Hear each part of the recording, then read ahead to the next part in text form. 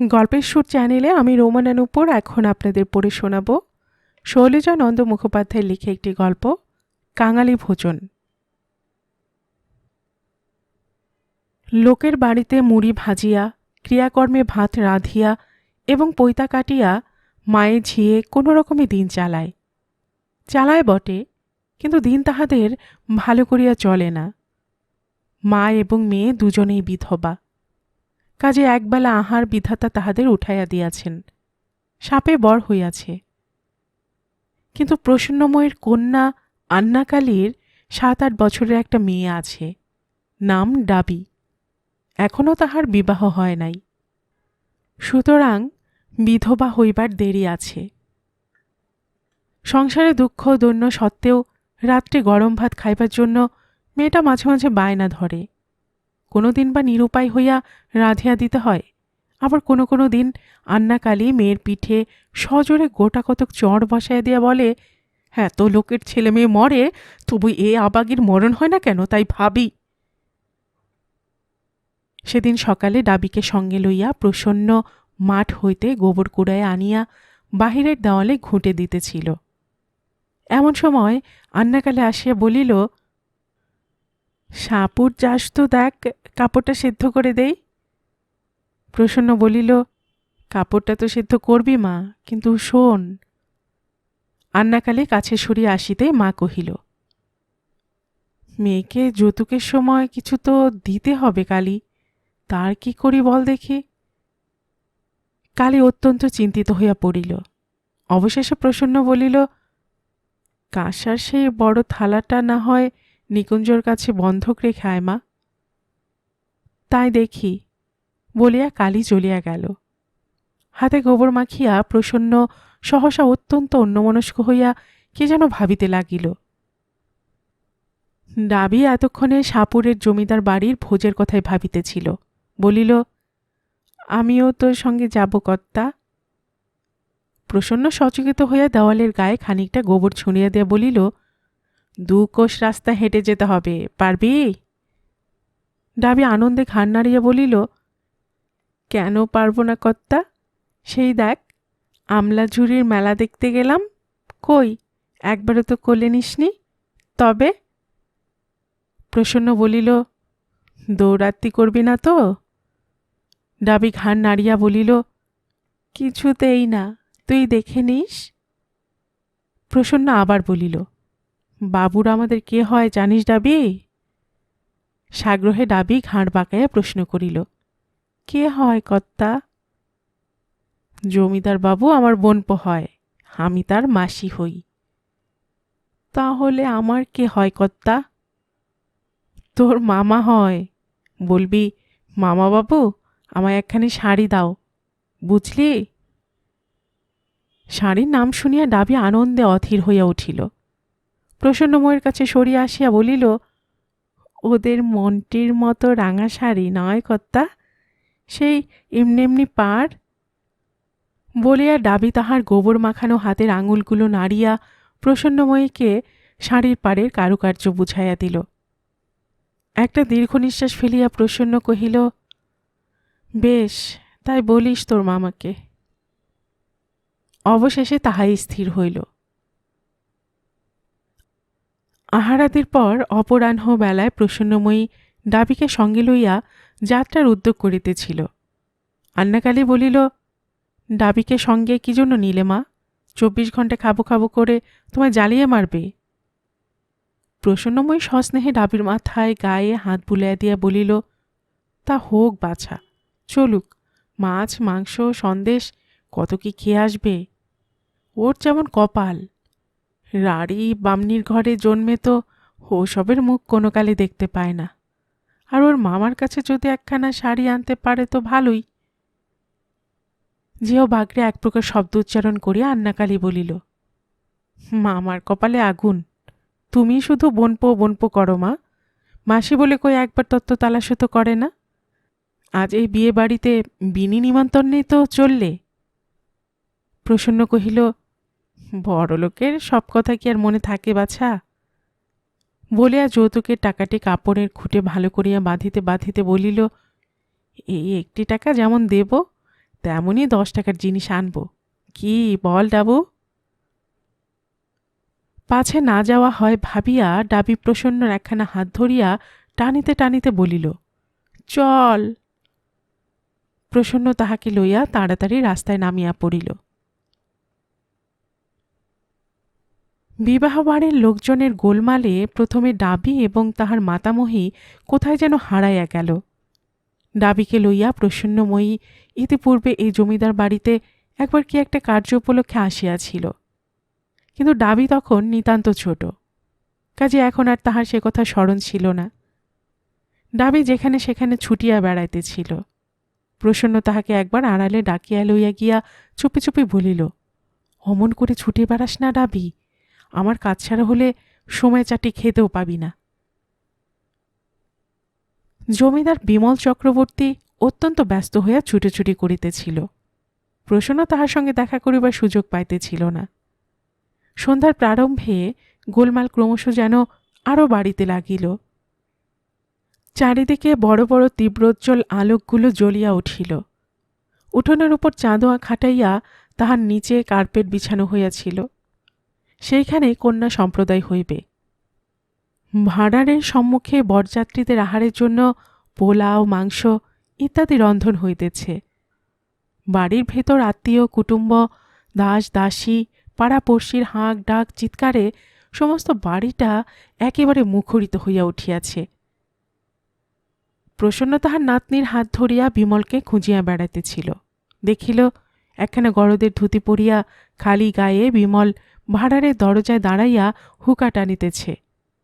প্রসন্ন তাহার কাছে গিয়া বলিল, আমি এলাম বাবা বিমল, বেশ ভালো আছো তো? বিমল একবার তীক্ষ্ণ কটাক্ষে প্রসন্নর মুখের পানে তাকাইল, কিন্তু চিনিতে পারিল না। আন্দাজে বলিল, হ্যাঁ ভালো আছি। প্রসন্ন বলিল, মাসি বলে কি আর মনে আছে বাবা? খবর পেলাম বলে না গেলেও তো আবার বলবে মাসি এলো না। বিয়ে কোন গায়ে হচ্ছে বিমল? এমন সময় দুইটা লোক একটা প্রকাণ্ড লোহার কড়াই লইয়া প্রসন্নর পশ্চাতে আসিয়া দাঁড়াইল। ভাঁড়ারের দরজায় প্রসন্ন দাঁড়াইয়াছিল বলিয়া তাহারা পার হইবার পথ পাইতেছিল না। একটা লোক প্রসন্নকে ঠেলিয়া দিয়া বলিল, কি জ্বালা, সরো সরো এখান থেকে, দেখতে পাচ্ছ না? প্রসন্ন ডাবিকে একটু সরাইয়া দিয়া তাহাদের পথ ছাড়িয়া দিল। হ্যাঁ, সন্দেশ সব ভাঁড়ারে ঢুকে রাখো বলিয়া বিমল ত্রস্ত পদে সেখান হইতে চলিয়া গেল। ডাবি লোলুপ দৃষ্টিতে একবার সন্দেশগুলোর দিকে তাকাইয়া প্রসন্নকে বলিল, সন্দেশ খাবো কর্তা। ঢিপ করিয়া ডাবির পিঠের উপর একটা চড় মারিয়া প্রসন্ন বলিল, এই জন্য তো কালী তোকে আনতে বারণ করেছিল। ওগো, কে রয়েছে ভাঁড়ারে? বলিয়া প্রসন্ন একবার উকি মারিয়া ভাঁড়ারের ভেতরে গিয়া দাঁড়াইল। ডাবি সজল নয়নে তখনও এদিক ওদিক তাকাইতেছিল। প্রসন্ন কহিল, দাও তো বাবা, এই ছুরির হাতে দুটো বোঁদে, সন্ধে থেকে কেঁদে কেঁদে মলো। এক মুঠো বোঁদে লইয়া একটা লোক বলিল, নাও আর এসো না কিন্তু, বাবু এখনই দেখতে পেলে বকবে। প্রসন্ন বলিল, বকবে কেন বাবা? বাবু তো আমার পণ নয়, আমি যে বাবুর মাসি। কই দাও। না না, ওর হাতে অতগুলো দিও না, এ আমার আঁচলের খুঁটে দাও বাছা। বলিয়া প্রসন্ন তাহার পরিধেয় বস্ত্রের এক প্রান্ত বাড়াইয়া দিল। বাহিরে আসিয়া বদেগুলো চিবাইতে চিবাইতে ডাবি বলিল, আমার সেই শাড়ির কথা বলবি না কর্তা? বলবো, দাঁড়া, একটু ধীর হতে দে। বলিয়া প্রসন্ন উঠোনে আসিয়া দাঁড়াইল। উনানের সম্মুখে একটা লোক চৌকির উপর বসিয়া মাছ ভাজিতেছিল। পাতলা ছিপছিপে আরেকটা লোক কয়েকটা শালপাতা হাতে লইয়া বহুক্ষণ হইতে বিড়ালের মতো থাবা পাতিয়া উনানের ধারে বসিয়া আছে। একবার চারিদিক সে ভালো করিয়া দেখিয়া লইয়া রন্ধনরত ব্রাহ্মণকে উদ্দেশ্য করিয়া কহিল, দে ভাই দে, চট করে এক হাতা অমনি তুলে দে, বেশি গোলমাল করিস নে। চুপি চুপি এখানেই তোকে একমাত্র টানিয়ে দিয়ে যাচ্ছি। ব্রাহ্মণ এক হাতা মাছ তাহার পাতার উপর দিতে যাইবে, এমন সময় প্রসন্ন বলিল, অমন করে নষ্ট করো না বাছা, বামুনের অজ্ঞভাগ। সেই পথ দিয়া বিমল অন্যত্র যাইতেছিল। প্রসন্নর কথাটা কানে যাইতেই ফিরিয়া তাকাইল। যে লোকটা পাতার ঠোঙায় মাছ লইয়া তাড়াতাড়ি পলায়ন করিতেছিল তাহার দিকে নজর পড়িতেই বিমল হাঁকিল। কে হে, শিবু? কাপড় ঢাকা দিয়ে কি নিয়ে যাচ্ছ দেখি? শিবুর মুখখানা হঠাৎ বিবর্ণ হইয়া উঠিল। কি যে করিবে কিছুই বুঝিতে পারিল না। বিমল শুনিতে পাইবে জানিলে প্রসন্ন কখনই এ কথা বলিত না। সেও একটুখানি অপদস্থ হইয়া পড়িল, বলিল, ছেড়ে দে বাবা বিমল, ছেলেপুলের জন্য দুটো মাছ নিয়ে গেল, গরিব লোক, খাগ্গে বাছা। বিমল রাগিয়া চিৎকার করিতে লাগিল। হ্যাঁ, গরিব, হারামজাদা গরিব, মদ গেলবার জন্য নিয়ে যাচ্ছে। খবরদার বলছি শিবে, আর এ রাস্তা মারাবি তো জুতো পেটা করে ছেড়ে দেব, জানিস? শিবু তাড়াতাড়ি পলায়ন করিয়া হাঁপ ছাড়িয়া বাঁচিল। প্রসন্ন বলিল, তুই আর কোন দিক সামলাবি বাবা বিমল, যা তুই, আমি এখানেই দাঁড়াই। হ্যাঁ দাঁড়াও, বলিয়া হুকা টানিতে টানিতে বিমল চলিয়া গেল। ডাবে আরেকবার প্রসন্নর মুখের পানে তাকাইয়া বলিল, আমার শাড়ি? এবার এলে তুই বলিস, বলিয়া প্রসন্ন একটা খুঁটির কাছে দাঁড়াইয়া রহিল। কন্যা সম্প্রদান শেষ হইলে বিমল একবার ঘরের ভেতর মিনিট কয়েকের জন্য বসিয়াছিল। প্রসন্ন বলিল, লোচনের পৈতের সময় সে যে বাবা কাপড় জোড়াটা দিয়েছিলি, বেশ ভালো কাপড়, মায়ে ঝিয়ে এখনো পর্যন্ত পরলাম। এবার তোর এই ভাগ্নিটিকে। উপর হইতে বিমলের মেজ মেয়ে ডাকিল, বাবা, শিগগির একবার এসো। যাই, বলিয়া বিমল ব্যস্ততার সহিত উঠিয়া গেল। প্রসন্নর মুখের কথাটা শেষ হইতে পাইল না। বুকের ভেতরটা তোলপাড় করিতে লাগিল। পাশের ঘরে মেয়েরা বরকন্যা লইয়া বাসর জাগিতেছে। রাত্রি তখন অনেক। প্রসন্ন ভাবিল, আজি হাতের সহিত আমোদ আহ্লাদ করিলে বিমলের মেয়েরা হয়তো একটুখানি খুশি হইবে। কিন্তু প্রসন্ন দরজার কাছে গিয়া দাঁড়াইতেই ভেতর হইতে একটা মেয়ে বলিল, বুড়ো বুড়ি আমরা কাউকে ঢুকতে দেব না, তোমরা যাও মা। এই বলিয়া দরজাটা সে তাহার মুখের উপর বন্ধ করিয়া দিল। সমস্ত বাড়ির মধ্যে রান্নাঘরের বারান্দার উপর একটুখানি স্থান ফাঁকা ছিল। মাটিতে আঁচল পাতিয়া ডাবিকে কোলের কাছে টানিয়া লইয়া প্রসন্ন সেইখানে শুইয়া পড়িল। বাসর ঘর হইতে দু একটা গানের সঙ্গে হাসির শব্দ শুনিতে পাওয়া যাইতেছিল। কেয়ৎক্ষণ পরে ডাবি বলিল, তুইও অমনি একটা গান বল না কর্তা শুনি। প্রসন্ন কোনো উত্তর দিতে পারিল না। সম্মুখে বড় বড় উনানের ধারে কয়েকটা খেকি কুকুর আহারের অন্বেষণে বৃথায় ঘুরিয়া মরিতেছিল। প্রসন্ন এক দৃষ্টে তাহাদের পানে তাকাইয়া রহিল। পরদিন বেলা প্রায় 10টার সময় শাহপুরের গোমস্তা গৌর অধিকারী প্রসন্নকে দেখিতে পাইয়া বলিয়া উঠিল, বলি, হ্যাঁ গা পেশন্য, আমার কোটালকে যে 3-3বার ফিরিয়ে দিয়েছ, বলে ব্যাপার কি? প্রসন্নর মুখখানি শুকাইয়া গেল। বলিল, দেব বাবা, খাজনা দেব বই কি। বলিয়া সে পাশ কাটিয়া চলিয়া যাইতেছিল। কিন্তু গৌর অধিকারী ছাড়িবার পাত্র নয়। বলিল, ওসব কিছু শুনতে চাইনি পেশন্য, 4 সনের খাজনা বাকি। ওই যে খুঁটে কি বাধা রয়েছে তোমার, দেখি। প্রসন্ন শশব্যস্ত হইয়া আঁচলের খুঁটের দিকে চাহিয়া বলিল, ওটা যৌতুকের একটা টাকা বাবা, বিয়ে বাড়িতে এলাম তাই। গৌর একটা বৃষ্টি মুখভঙ্গি করিয়া বলিল, 4 সনের বাকি খাজনা জমিদারের মেয়েকে যৌতুক দিয়ে শোধ হবে না পেশন্য, দাও টাকা দাও। প্রসন্ন বলিল, সে কি কথা গৌর, আমি তাহলে বিমলকে বলি কি, তারপর যা হয় করো। আগে টাকাটা দাও, তারপর যেখানে খুশি সেইখানে যাও। বাপ রে বাপ, অনেক কাল জমিদারি সেরেস্তার কাজ করেছি বাবা, এমন তো কখনো দেখিনি। প্রসন্ন তাহার খুঁট হইতে টাকাটি ধীরে ধীরে খুলিয়া দিয়া বোধ করি বিমলকে কথাটা বলিবার জন্যই যাইতেছিল। গৌর বলিল, আরও 6টা পয়সা দিয়ে চেক নিয়ে যেও। বলিয়া সে একটা স্বস্তির নিঃশ্বাস ফেলিয়া কহিল, বাবা, এমনি করে খাজনা আদায় করতে হলেই তো হয়েছে।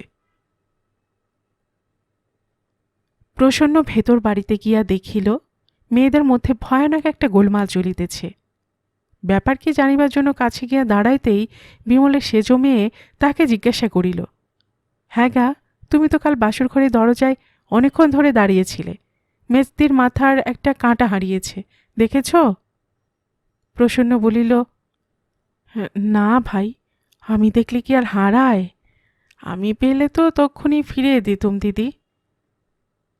গোলমালের ভেতর হইতে কে একটা মেয়ে বিদ্রুপ করিয়া বলিয়া উঠিল, এখনই বা ফিরিয়ে দিলে ভাই, তুমি তো নিয়েছ দিদি। প্রসন্ন হতবাক হইয়া এদিক ওদিক তাকাইতে লাগিল। একজন বলিল, ওসব শুনছি না, কাপড় ঝাড়া দাও। অবশেষে সত্য সত্যই প্রসন্নকে কাপড় ঝাড়িয়া দেখাইতে হইল। গত রাত্রি হইতে প্রসন্নর অঞ্চল প্রান্তে কয়েকখানা বাসি লুচি, বদে এবং কয়েকটি সন্দেশ বাঁধা ছিল। একটা মেয়ে তাহার ভেতর অপহৃত বস্তুটি সন্ধান করিতে গিয়া একে একে সমস্ত আহার্যগুলি টান মারিয়া দূরে ছুঁড়িয়া ফেলিয়া দিল। কয়েকটা কাক উঠোনের উপর ওত পাতিয়া বসিয়াছিল। ছো মারিয়া লুচি কয়খানা মুখে লইয়া তারা উড়িয়া গেল। ডাবি ফ্যালফ্যাল করিয়া একদৃষ্টে তাকাইয়াছিল।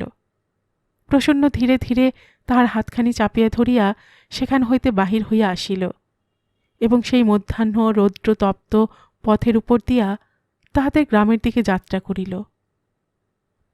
চারিদিকে তৃণশূন্য শুষ্ক মাঠগুলোর ওপর বৈশাখে রৌদ্র ঝাঁঝা করিতেছে। দুই পার্শ্বে কাটা ধানের ক্ষেতগুলো ফাটিয়া চৌচির হইয়া গিয়াছে।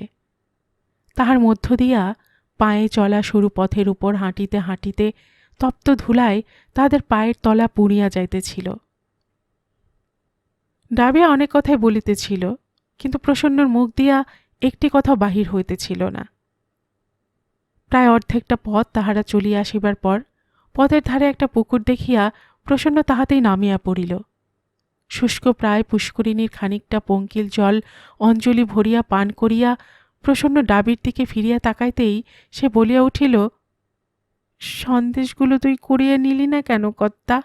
বড় খিদে পেয়েছে যে। আয় বলিয়া প্রসন্ন তাহাকে কাছে ডাকিয়া এক অঞ্জলি জল তাহার মুখের কাছে ধরিয়া বলিল, খা। ডাবি ঢকঢক করিয়া তাহাই খানিকটা খাইয়া ফেলিল। প্রসন্নর চোখ দিয়া জল গড়াইয়া পড়িতেছিল, কিন্তু ডাবি অলক্ষ্যে আর এক অঞ্জলি জল তুলিয়া লইয়া সে তাহার চোখের অশ্রু ধুইয়া ফেলিল। পুকুরের পাড়ের উপর দিয়া কয়েকজন দরিদ্র জনমজুর স্ত্রী পুত্র লইয়া পার হইয়া যাইতেছিল। প্রসন্ন তাহাদের একটি মেয়েকে জিজ্ঞাসা করিল, তোমরা কোথায় যাবে বাছা? শাহপুরের বাবু বাড়িতে ক্যাঙালি খাওয়াবে মা, তাই যাচ্ছি। কেতর গিয়া ডাবি বলিল, আমাদের ঘর আর কত দূর কর্তা? ওই যে মা, সামনে বলিয়া প্রসন্ন সম্মুখে অঙ্গুলি নির্দেশ করিয়া দেখাইয়া দিল। ডাবি কিন্তু সেখান হইতে তাহাদের ঘরের কোনো চিহ্নই দেখিতে পাইল না। দিগন্ত বিস্তৃত প্রান্তর চক্ষুর সম্মুখে ধুধু করিতেছে। মাঠের মাঝে একটা ঘূর্ণি বায়ু সাদা ধুলা উড়াইয়া চক্রাকারে ঘুরিয়া ঘুরিয়া ধূম্রকুণ্ডলীর মতো ঊর্ধ্বে উঠিতেছিল। ডাবি জিজ্ঞাসা করিল, ওটা কি কর্তা? কিছু না, চল বলিয়া প্রসন্ন তাহাকে কোলে তুলিয়া লইল।